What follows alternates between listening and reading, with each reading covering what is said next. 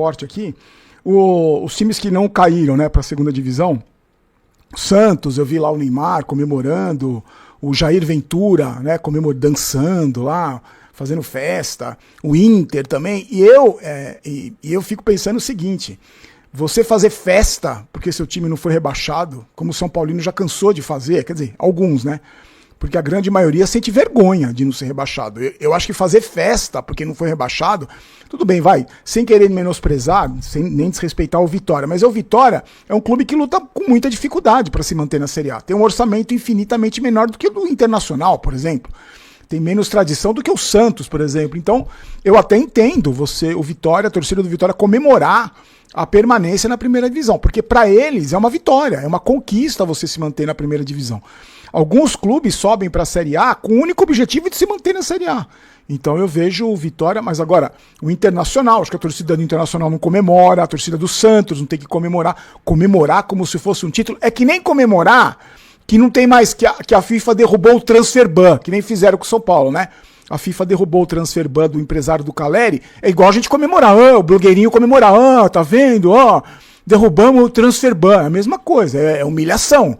É que nem comemorar quando o seu time volta da Série B, você faz festa. Eu já falei, na minha opinião, quando o seu time volta da Série B, é que nem aquele tio picareta que você tem que sair da cadeia.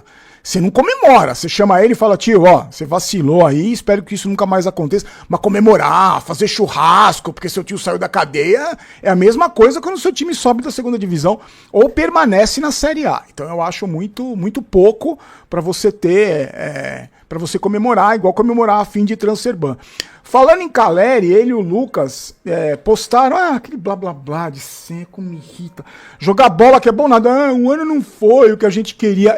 Ainda bem que não foi, né?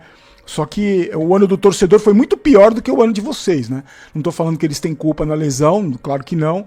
O Caleri não estava jogando nada há muito tempo o Caleri não estava jogando nada. E o Lucas, desde que voltou pro Brasil, fez aquela Copa do Brasil, aquele jogo contra o Corinthians lá. E pra mim tá devendo pra caramba. Aí postaram nas redes sociais, um ano difícil. O ano difícil foi pro torcedor, né?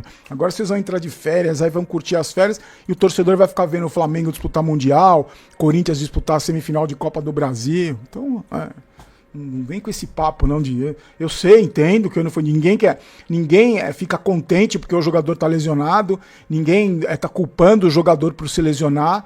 O Caleri teve uma lesão séria no joelho de ligamento, o Lucas também, esse problema que ele recupera, volta, recupera, né? Recupera, volta, faz artroscopia, volta, sente dor, volta.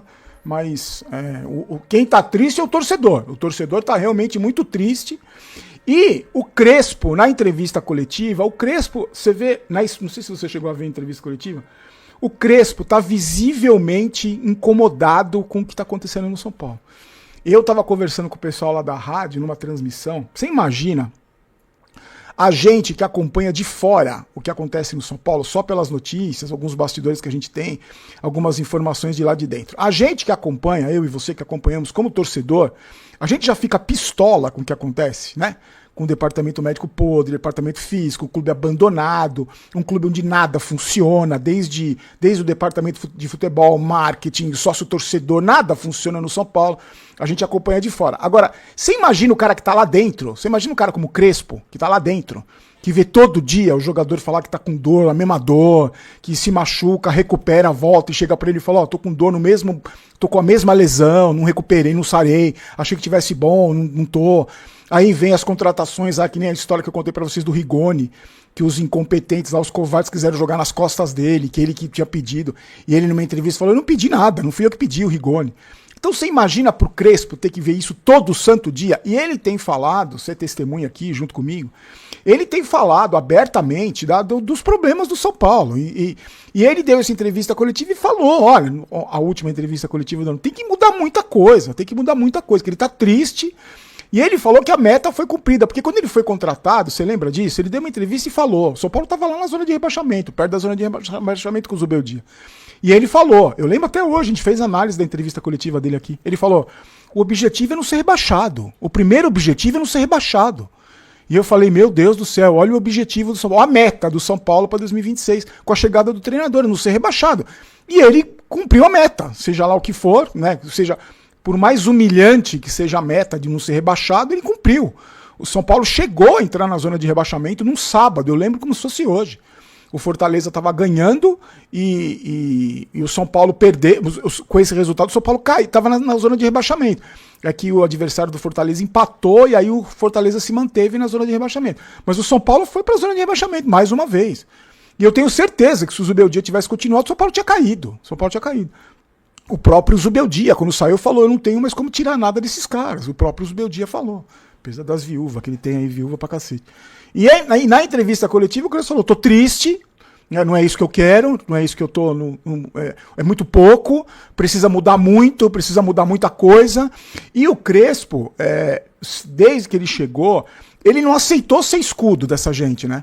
Porque esse presidente aí, o Leco também fazia isso. Ele é especialista em colocar ídolo pra tomar porrada e eles ficam de boa. Eles fizeram isso com o Rogério Ceni, fizeram isso com o Lugano, fizeram isso com o Raí, você lembra? Fizeram isso com o Ricardo Rocha, o Leco fez isso lá atrás. Coloca o cara de escudo pra ficar tomando porrada e eles não aparecem, eles ficam escondidinhos lá, só trabalhando nos bastidores do clube pra se manter no poder. Então o Crespo nunca fez isso, ele já sacou e ele expõe esses caras em toda entrevista coletiva, ele expõe esses caras. Tá? E aí a gente cai os objetivos, as metas do blogueirinho para 2025. Vamos analisar as metas, só uma meta foi cumprida. Quando surgem essas metas, existe uma discussão sempre muito grande, que é assim: mas pô, olha que medíocre, o cara sonha em ser quartas de final da Libertadores. Olha o São Paulo, que vergonha, sonha em chegar em sexto no Campeonato Brasileiro.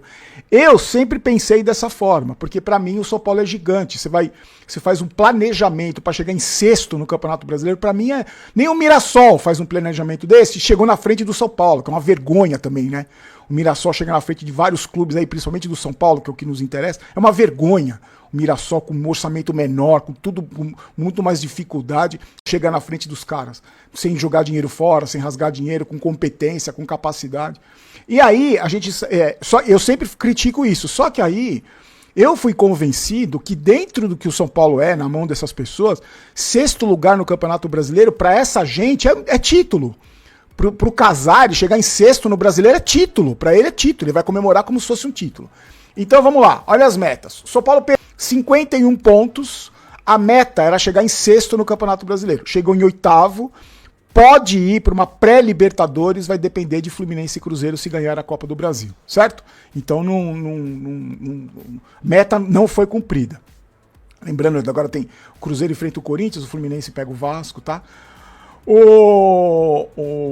As outras metas esportivas era chegar na final do Campeonato Paulista, não é nem ser campeão, chegar na final, foi eliminado na semifinal, nem no Paulista consegue chegar.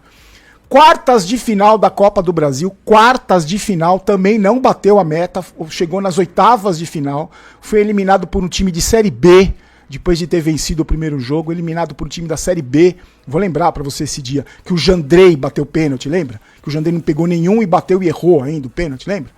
E aí o objetivo era chegar nas quartas de Libertadores, o único objetivo que foi cumprido, o único.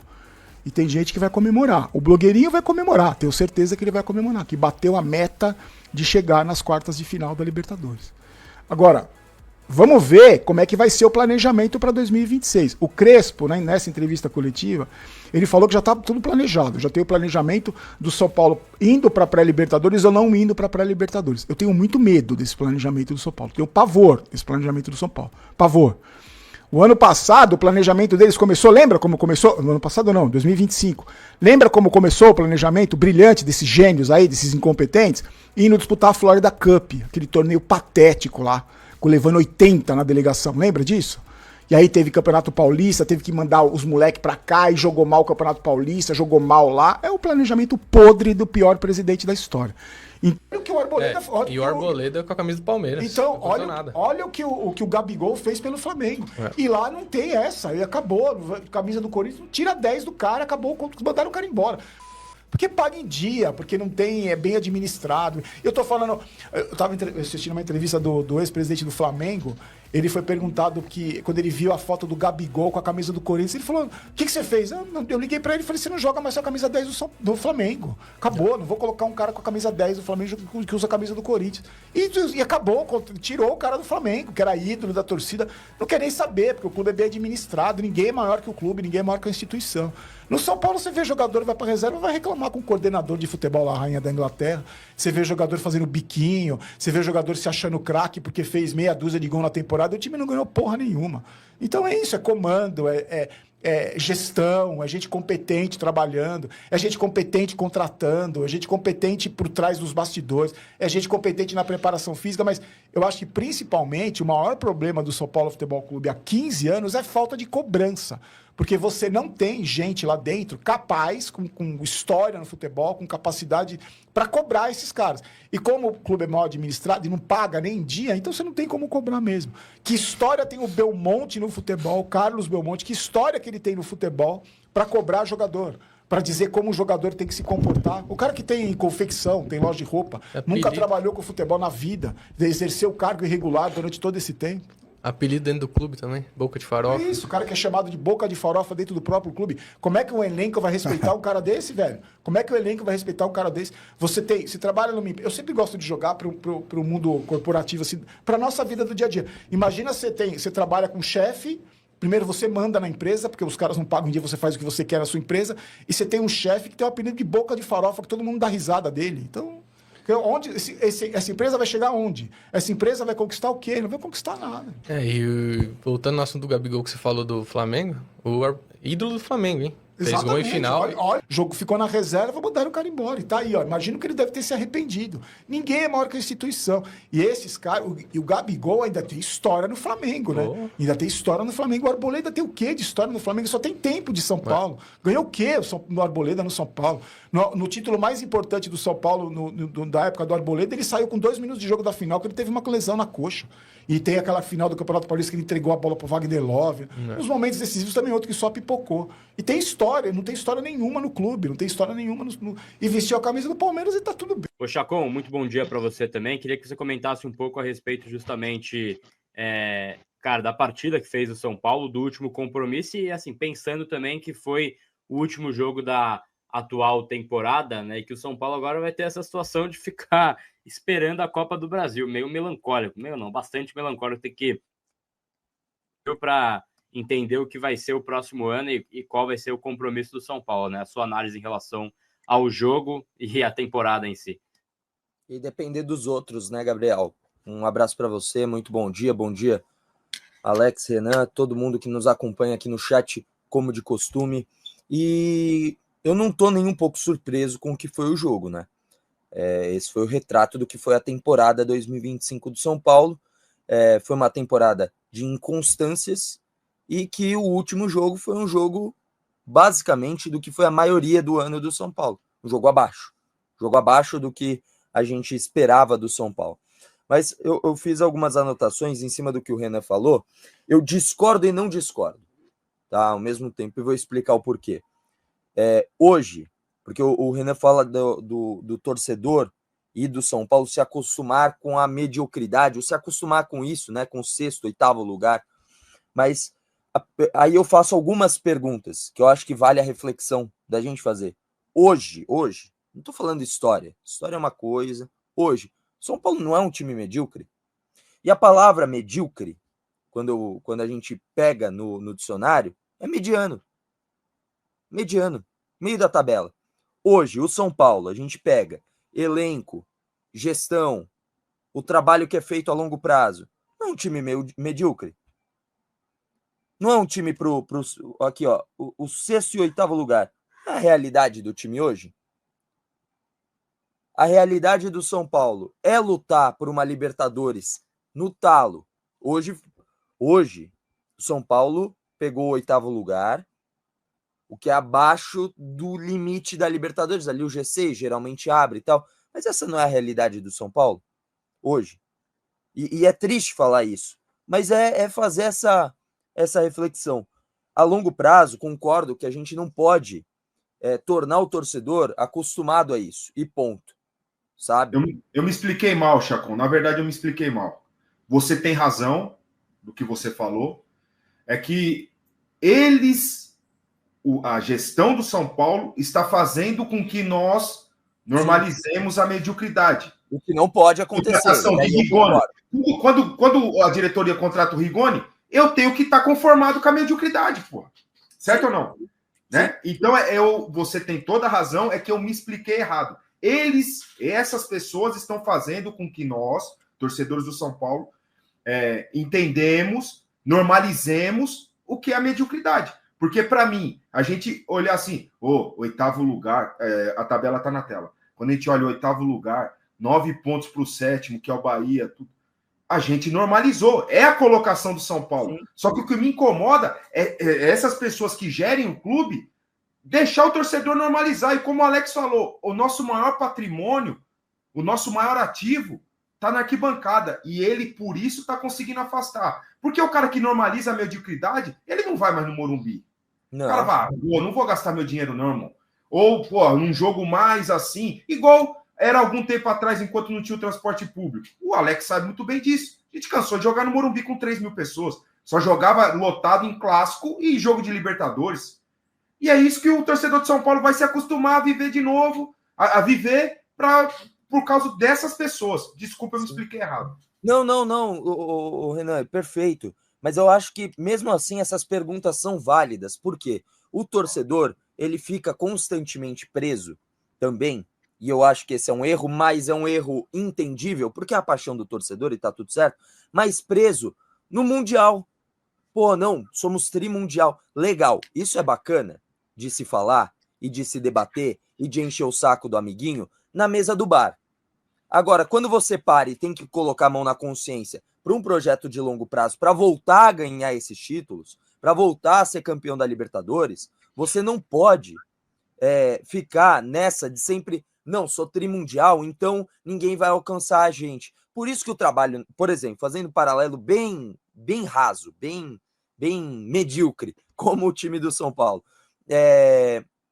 Por isso que a seleção brasileira passou anos e anos desorganizada e meio que assim, está para mim ainda desorganizada, mas assim, no acaso, se ganhar a Copa, legal, mas não tem um trabalho para fazer isso. O São Paulo é aquilo, nós somos o tricampeão mundial, ninguém vai chegar a gente, ninguém vai chegar na gente, né?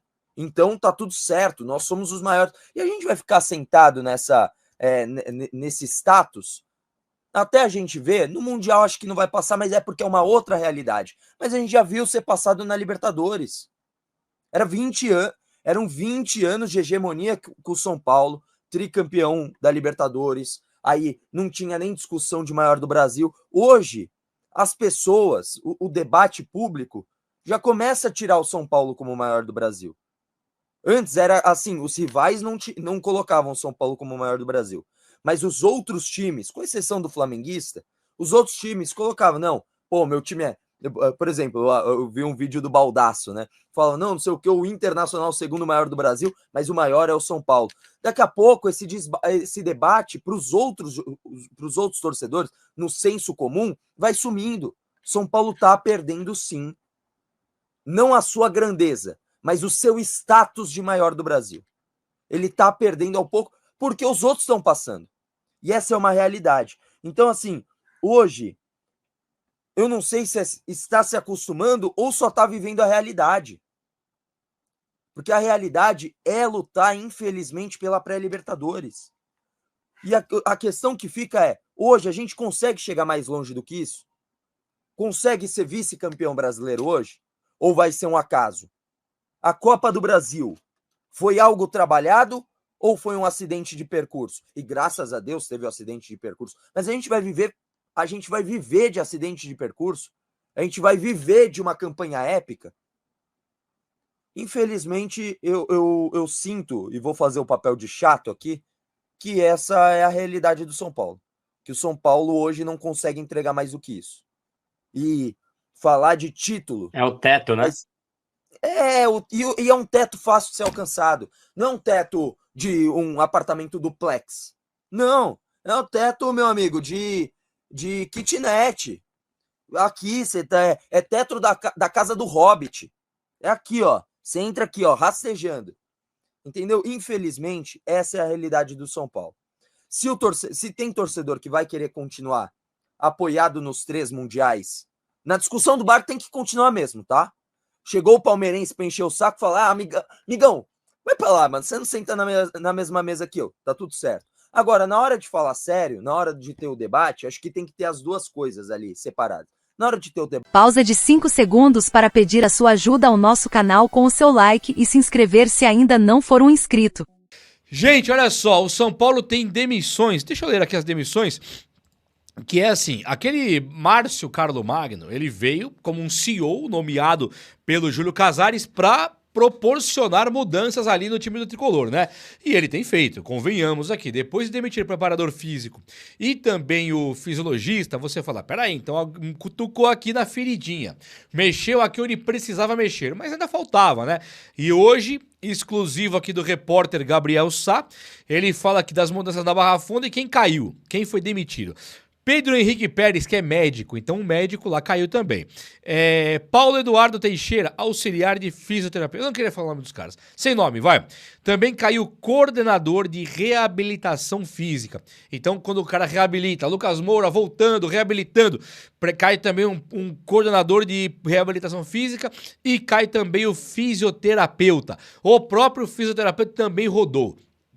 Isso é uma mexida quase que total ali no Departamento do Médico de São Paulo. Claro que ficaram outros nomes, até alguns mais antigos, mas o São Paulo realmente está dando um chacoalhão. Quando tivemos a demissão do massagista, roupeiro, porteiro, segurança, ficou muito difícil de interpretar aquilo. Falei, peraí, cara, aí também não, né? Convenhamos, não precisava do porteiro. Agora, ele está mexendo na Barra Funda inteira. Aparentemente ele andou por ali, deve ter visto algumas coisas que ele não gostou, chegou e chacoalhou tudo. É o CEO de Júlio Casares mexendo com tudo ali no São Paulo. Um caso muito curioso que rolou ontem, isso aqui é curioso de montão, hein? Mas muito curioso, muito mesmo. O Eric, ele é o jogador que é do São Paulo, né? Aquele ponta direita. Duas coisas a respeito do Eric. Primeiramente, o Eric, ele de fato, ele jogou bola, hein, contra o São Paulo. Eles ganharam do São Paulo e o Eric, ele criou ali 4 chances de gols para os seus companheiros e um gol ele quase fez. Uma dessas chances ele quase que ele fez, tirando muito do Rafael. Ele conhece o Rafael, sabe que ou tirar muito ou não faz. E aí ele tirou muito ali e saiu do ladinho. O Eric, ele não poderia jogar contra o São Paulo por força contratual, né? Ele é jogador do São Paulo. O São Paulo empresta pro Vitória e fala, mas contra o São Paulo não vai poder jogar. Isso é muito de praxe, você não permitir que o seu jogador jogue contra você. Aí tinha uma multa de 1 milhão caso ele entrasse em campo. O Vitória vai pagar essa multa e está tentando colocar no bolo pro São Paulo vender o Eric. Então, tipo assim, o São Paulo, eu compro o Eric, mas me perdoe essa multa de 1 milhão. E o São Paulo tá estudando ali. O Vitória quer contratar o Eric. O Juventude fez ali uma proposta de extensão do empréstimo do Jandrei. O São Paulo não quer o Jandrei, então pode ser que ele vai ficar no Juventude. Muito provavelmente até acabar o contrato dele com o São Paulo. Isso aqui é coisa boa, hein? A reformulação do time do São Paulo, ela vai ser muito grande e gigantesca mesmo. O técnico Hernan Crespo, ontem na coletiva, ele chega tranquilo ali e fala, ó, tem que ter reformulação e vai ter. Crespão, a reformulação é grande ou pequena? Muito grande. Ele fala, muito grande. A reformulação será gigantesca. O São Paulo vai chacoalhar aí os alicerces do mundo e ele vai conseguir montar um time muito competitivo pro ano que vem. O São Paulo, ele quer contratar caras na idade de 23 anos assim. Só que essas daí não vai dar certo, porque eles serão muito caros. Então o São Paulo já pensa em efetivar os caras da base, que vem com 20 e 21, e pegar caras de 27, 28 anos no mercado, onde esses caras viriam para ali para destruir e conseguir aguentar a carga de jogos pro ano que vem. O São Paulo, ele não começa ainda as contratações, porque o São Paulo tem um motivo aí para não começar, né?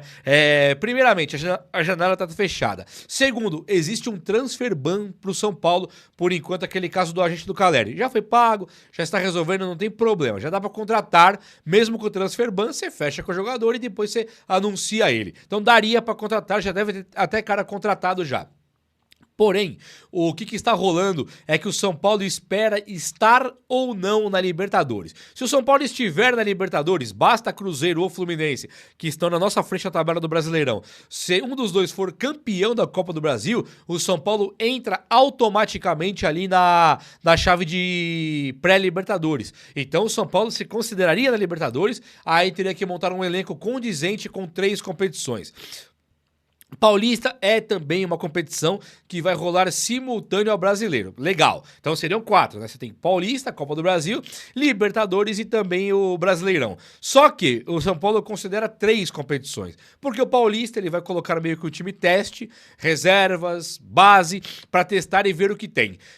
Descobrindo o que tem, aí o São Paulo nas finais do Paulista chegando, aí ele coloca os caras principais para jogar. Então o elenco seria realmente para 3 competições simultâneas, Libertadores, Copa do Brasil e Brasileiro, que tem que levar muito a sério. E o São Paulo fará essas contratações, tá bom? Deixa eu contar uma coisa pra vocês aqui agora. O Crespo, ele meio que abriu mão de se estressar no time do São Paulo. Ele pega e vai embora. Ele falou que acabou agora o campeonato, ele vai tirar férias, vai pra Itália lá curtir com as filhas, e aí ele é perguntado, mas e aí, Crespão, você não vai ficar aqui com a diretoria pra contratar e tal? Ele falou, não, já falei tudo o que eu tinha que falar, a diretoria sabe exatamente o que nós precisamos. Quando ele diz nós, é comissão técnica, ele e os auxiliares dele. E aí o Crespo, ele vai embora. Se a diretoria fizer o que o Crespo quer, ele continua no São Paulo tranquilamente. Se a diretoria acabar não fazendo, eu não sei se o Crespo ficaria no São Paulo. Hoje, ele garante a permanência dele no São Paulo, falou que volta de qualquer jeito, qualquer elenco ou contratando ou não. Agora, se de todo o São Paulo não tiver um projeto futebol, olhar ali pro futebol, aí o Crespo vai pegar o boné e ir embora. Só que isso não deve acontecer, porque o Carlos Magno, ele entrou aí realmente dando um olha só. O Marcos Antônio vai ser comprado pelo São Paulo, o São Paulo já confirma. O que tinha antes era a Lazio, Napoli, a Lazio, que era o time dele lá, mandou ele pro São Paulo com uma carga de jogos para bater meta. E ele bateu. Quando ele bate a meta, o São Paulo tem aquela opção de compra e ninguém tasca do São Paulo. O Marcos Antônio se mostrou um jogadoraço, né, com o J maiúsculo, e ele é um jogador que agora vai ficar no São Paulo contratado desde já que eu digo é janeiro. Virou o mês, ele tem que ser comprado pelo time de São Paulo, que tem que pagar a Lazio. Então o São Paulo, das todas as compras que fez, perigas Marcos Antônio ser uma corretíssima das melhores contratações, uma das melhores contratações que São Paulo fez nos últimos anos, considerando gestão Aidar, Leco e Júlio Casares também. Teve acertos, Ferreirinha, Lucas Moura, caras que vieram bem, né?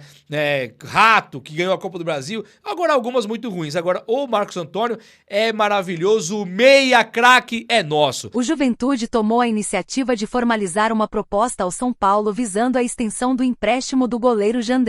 O atleta, que irá completar 33 anos na próxima temporada, possui contrato com o tricolor paulista até dezembro de 2026 e por hora não está nos planos da comissão técnica liderada por Hernan Crespo. A proposta apresentada pelo Juventude inclui um novo empréstimo até o final da disputa da Série B de 2026, com a necessidade de ajustes na divisão salarial entre as duas equipes. A direção gaúcha acredita que após o rebaixamento e a consequente readequação financeira, será preciso renegociar a proporção desse pagamento para assegurar a permanência do goleiro. Jandrei se destacou ao longo da última temporada, tendo atuado em 17 partidas e se tornando um dos principais pilares do Juventude durante a reta final da Série A. O São Paulo busca reduzir suas despesas com a folha salarial e priorizará clubes que possam arcar com uma maior parte dos vencimentos do goleiro, o que poderá influenciar a decisão final sobre o futuro de Jandrei. O São Paulo busca um novo meio-campista após os recentes problemas envolvendo o jogador Oscar,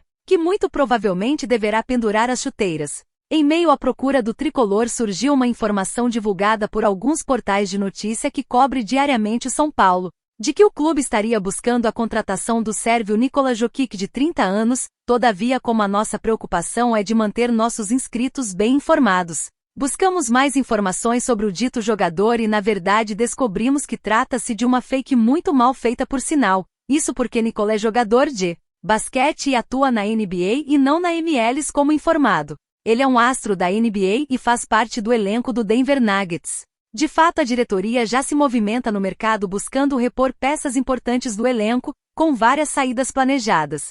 O tricolor busca reformular parte do elenco para 2026 depois de uma temporada muito abaixo do esperado. E aí, torcedor? Deixe nos comentários a sua lista de jogadores que devem ser dispensados do São Paulo e não deixe de se inscrever no canal e deixar o seu like para que esse vídeo chegue a mais São Paulinos que querem ver um novo São Paulo na próxima temporada.